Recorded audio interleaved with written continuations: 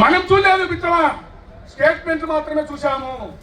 వాట్సాప్లలో కానీ పేపర్లలో కానీ టీవీలలో చూసాము. లక్షల రూపాయలు, కోట్ల రూపాయలు ఆ ప్రభుత్వంలో దోపిడీకి గురైందని చెప్పారు. మరి దాని మీద కూడా ఎంక్వైరీ చేయాలని సభాముఖంగా మీ ద్వారా ప్రభుత్వాన్ని అభ్యర్థిస్తా ఉన్నాం.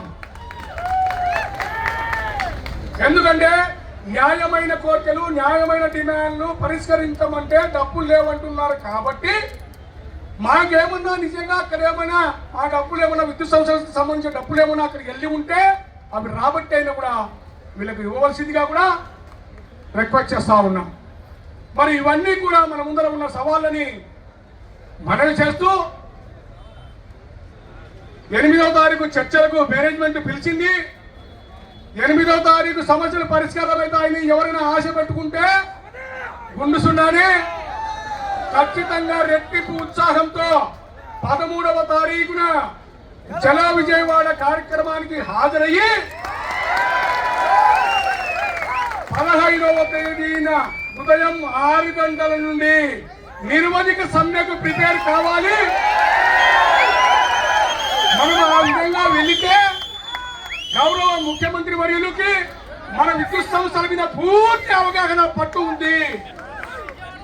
విద్యుత్ సంస్కరణలను ప్రవేశపెట్టినటువంటి ముఖ్యమంత్రిగా, సంస్కరణలను మంచిగా తీసుకుపోతున్నటువంటి వ్యక్తిగా ఆయన దృష్టికి వెళితే ఖచ్చితంగా మన సమస్యలు పరిష్కారం అవుతాయని ఆశిస్తూ మనం ఈరోజు రోడ్డు మీదకి వచ్చాము.